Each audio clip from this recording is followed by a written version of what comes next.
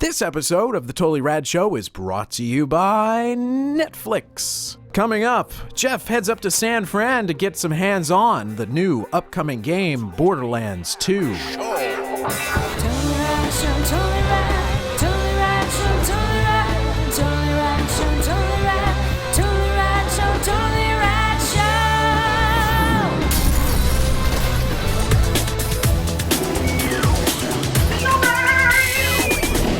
Hey, I'm up in San Francisco at 2K and Gearbox big Borderlands 2 event, about to get some hands-on time with the game. We're gonna be playing in co-op. I'm so excited. I was a huge Borderlands fan. So this is my first chance to actually get hands-on with Borderlands 2. Check it out.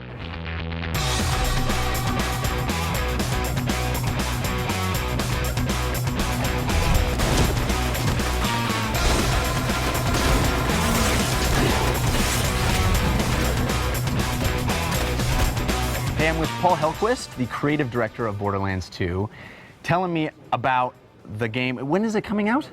September 18th. September 18th, so it's getting close. I got some hands-on time earlier. The thing that I noticed right away is I fell right back into grabbing loots, killing dudes, getting new guns, feeling overpowered constantly. Tell me about the balance between giving people what they expect from Borderlands and pushing forward into something brand new for a sequel. Sure. Well, we knew after players got their hands on Borderlands that we had found something pretty special that people were really responding to, and the challenge with a sequel is always, how do we not screw it up? Yeah. So the first thing we're trying to do is make sure that we maintain and preserve all those things that you just mentioned that people really enjoyed and loved about the first game. And then we got to think about how we can push those boundaries and how we can bring something new and something exciting that players haven't seen before. So that's always the constant balance. So tell me what some of those new things are that we can look forward to. Sure. Well, one of the things that we've done is the first game was about 87 bazillion guns. Well, now the game is about 87 bazillion everything. So not only are the guns more interesting, more diverse, a lot of new, different look and feel to all the weapons, but we've done the same thing to the grenade mods. We have an explosion of new types of grenade mods. You might have seen some during play. The same with I see what you did there. The explosion of grenades. Same thing with our shields. In the first game, we had a couple thousand shields. We're now in the tens of thousands of different shield types. Class mods, relics. We've just blown the doors off in the loot department in every direction. It looks awesome. The game is really a lot prettier, I think, and a lot more colorful, big outdoor environments and grass and trees and things you didn't really get to see in the first game. Tell us about where we're going to be in this second game and kind of story-wise where we're picking up. Sure. The game takes place about 5 years after the opening of the vault, which occurred at the end of the first game. And the Hyperion weapon manufacturer has moved in and taken advantage of this new alien element that started appearing on the planet after the vault was opened, called Iridium. And their president, Handsome Jack, is our main antagonist and villain of the game. As far as the world and the environment, we really wanted to stretch out and see other parts of Pandora. We kind of explored the desert type areas of Pandora extensively in the first game, and we wanted to show a lot of the other areas that exist. So we've shown some of the snow areas already. Today you got to see the wildlife preserve, which is in our grasslands, highlands kind of area. And so we're really trying to bring a lot of different variety to the environments. And there's a lot of new enemy types as well. Can you talk about some of the stuff that we're going to be able to see? I know that we fought in the wildlife preserve, for example. There's new skags and that can fly, and a lot of aerial combat. We looked at our creatures and enemies from the first game and sort of picked out the iconic ones that we thought were really core to the Borderlands experience, and wanted to make sure we maintained those. The Skags were one, of course, that was sort of an iconic part of Borderlands, but we wanted to bring something new. We have a ton of new enemies. The Thresher is sort of this whale meets squid kind of creature, and he's got lots of tentacles, and he's really awesome in co-op because he's able to attack multiple players at the same time. So awesome. We've got a lot of cool and interesting new And monsters. those to mech fight. loaders were really cool too. They kind of transform right before your eyes and turn into bulldozers and charge and stuff. Right. The loaders are the Hyperion Corporation's robotic army. They sort of mostly use these loaders as disposable security forces and whatnot. And so you saw some gun loaders that are just sort of your gun-toting guys. And then the one you're mentioning is called the bull loader, and he's actually more about excavation, and he's sort of a construction style bot that can use what's normally his dozer as a shield and can ram you and all those sorts of fun things. It's really awesome. And I also noticed that in that section, one of the sort of quest objectives was don't kill them, just get them down to a certain health and then let them live so that a door will open. Is there more sort of dynamic, different kinds of quests like that in the game? Absolutely. The missions and storyline, we really wanted to integrate the gameplay and the missions and the story in a much more diverse way than we did in the first game. So that's an example of a new kind of objective that you never had in the first game.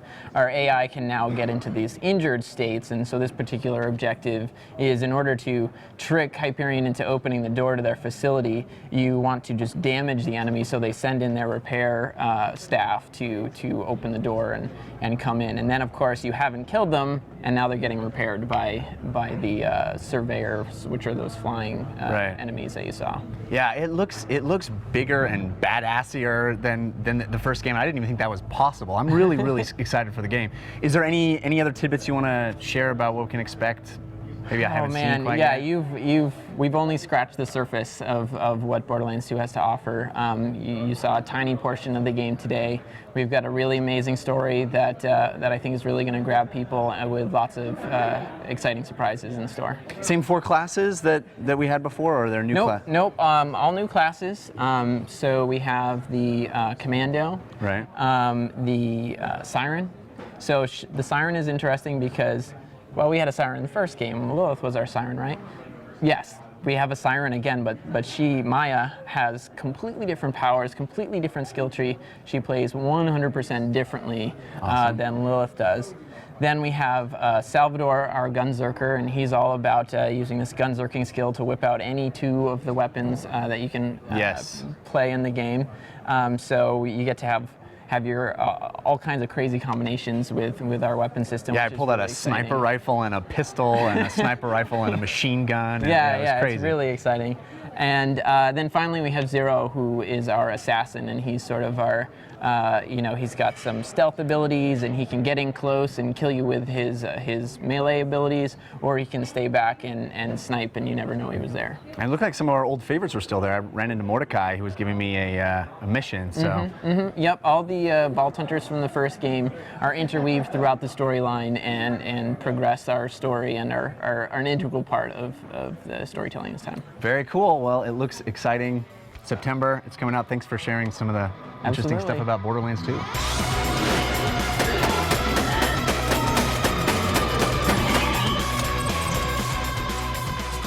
Hey, I just stepped out of playing Borderlands 2. Mike and I played like 4.5 straight hours of the game. Played in co-op, and we got 2 full levels, very long levels in fact. One was called the Caustic Caverns, which was similarly themed to a Borderlands 1 type level. Dark, dank caverns filled with all kinds of beasties and nasties. And the other was called Wildlife Preserve, which was a much more wide open outdoor environment with high-tech areas. It's sort of a run-down scientific area, but very lush and green, and lots of story elements. There was voice acting coming in at certain parts when we would trigger quest events. I played the Gunzerker class, which is the new big burly guy whose special ability is to be able to dual wield any 2 weapons. So I would get a gigantic, enormous missile launcher, or sniper rifle, or machine gun, or pistol, or whatever. But it's really cool because you can dual wield anything at a given time. We were allowed to level up our characters. We got 20 skill points to attribute right at the beginning of the session, so we got a taste of some of the different skill trees. The thing I was most impressed with is how much it feels like Borderlands, but more. everything that I liked about the first game. It's prettier than Borderlands. There's more to look at. It's more vibrant, more interesting to see. There's more different kinds of guns. The guns feel different. I was shocked at how they were willing to make every gun feel differently. In the first game, guns felt differently, but I think they've even amped that up. I would pick up a gun as we were playing and test it out to see how it felt rather than anything else. They also look wildly different. There's a lot more different kinds of gun models now. I never picked up any two guns that even looked remotely similar. Some were so enormous, and some were, just little pistols. There were glowing bits and moving parts. Really fantastic level of detail in the guns. And it's just nonstop crazy bad guys coming at you with, you shoot them and their hit points are flying off, and an explosion of loot. It's that formula that Borderlands nailed so well with the fun co-op. Mike and I were picking up lots of weapons and unlocking tons of chests. In fact, my only real worry with this game, because it honestly, even in an early state, very fun. My only real worry is there's too much loot. I never thought I would hear myself say those words, but I think this game might have too much loot.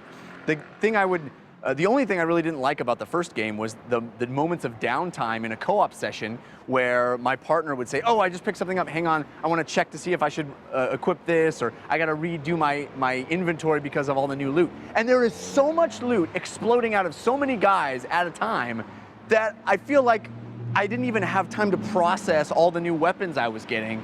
I didn't have time to really pick the gun I wanted to be using because there was just another new gun flopping out of the next enemy. It is intense and awesome. It looks great and it feels great. I couldn't have more good things to say about Borderlands 2 in this 4.5 hours we played of it. I wanted to play more. I'm a huge fan of the series, and I think they've really nailed what's great about it. I can't wait to see more. All right, everybody, be sure to stick around. We're going to be answering one of your Twitter questions right after this. But first, before we get to our sponsor, we want to say Revision 3 is launching a new channel on YouTube all about video games. It's called Rev 3 Games. They're going to show all the video game content that's been going across the network, including this, but also exclusive content about video games for your eyeball holes on Rev 3 Games. So it's YouTube.com/Rev3Games. Go check it out now. Sponsors. That's right. Netflix streams TV shows and movies directly to your home, saving you time, money, and hassle. Micro machines, not the real thing. And part of me was thinking, should I just do the whole thing like that? You wouldn't be able to. I wouldn't. That's why he stopped and joked. Netflix streams TV shows and movies directly to your home, saving you time, money, and hassles. Netflix and only remember you can instantly watch TV episodes, movies streaming directly to your PC, Mac, right to your TV. Oh, TV history or edited weekends. If I can't say a word, I just go. So it sounds like I'm still moving. Stream me directly to Mac or blah, blah, blah, right to your blah, blah, blah. Streaming TV shows, movies on anything you can watch the internet on, pretty much, even your little iOS devices. You can cancel at any time. You get a free 30-day trial if you go to netflix.com/TRS. Even if you're in the UK or Ireland, you can go to netflix.co.uk/TRS or netflix.ie/TRS to get that same free trial. Amazing. Check out Netflix. Why not? Also, get your backgrounds in. Oh, yes. Fans at totallyradshow.com if you want the logos to include into your background. Check them out. Flickr.com/totallyradshow. Draw something. Pretty great. Join us tomorrow for our review of American Reunion. Today's Twitter question comes to us from @Ilya Smolensky, who asks, if you could become a Padawan to anyone, both real or fictional, who would it be? By Padawan, he's mentor, if you haven't kept up. Well, No, you're not the mentor. You're the apprentice. An apprentice, if you could pick a mentor. Yeah. Yeah. I think fictionally, I would definitely go with Albus Dumbledore, because I would love to learn how to do magic. Very good. Very good. And then real, I would say Bruce Lee. Both seem fictional to me, but One is not. Yeah, both give you like superhuman skills. They do. Yes, yeah. It's funny because I think for me, real I would want like one of the great actors of our time, like Ian McKellen or even Kevin Spacey would be amazing to learn under, because he heads the National Theater in London now and does a lot of stage, but also film. that would be seems amazing. gettable. That's gettable. I could call him. More gettable than Bruce Lee or Albus Dumbledore. Let's make that happen, people. Yeah. The other one, first one that came to my head fictionally is Tony Stark. You learn a lot about technology and have an awesome time, but you also, like, there's chicks around all the time. He's like always teaching you how to partying. pick up women. He's like, hey, Yes. go over there and say, Yes, and you And the Reaganomics, the Reaganomics is amazing. It's just that dribble down theory. You're like, I got so much money because he sneezes millions. he does. easy, real Steven Spielberg or of the like, and of the like. Fictional. You know, first I was thinking, well, Mr. Miyagi's. Mr. Oh yeah, fictional. Yeah, Mr. Miyagi, Toad. or like the guy from Remo Williams. You know. But the problem is they torture their students. Yes. Yeah. Now let's just say that this guy I'm wouldn't definitely torture his afraid of students, Bruce Lee. But also they're just become really good at like karate. Like you're gonna become really good at martial arts. Right. But if Liam Neeson was my mentor, if I was his, This is your fictional Liam Neeson pick? in Taken. Sorry, Liam Neeson in Taken. That's Then I have a amazing. set of skills. They're designed. Yeah, I so really- James Bond it's or not- somebody like yeah, that, where it's it's not like- just or Jason karate. Bourne, He yeah. knows karate and like hot wiring cars and you know whatever. Yeah. And he doesn't. It's not And karate. talking. It's like how to like fucking kill people with hands. You know, it's not just a martial art. It's Yeah. like kill people with hands. Amazing. Good So, question. Yeah.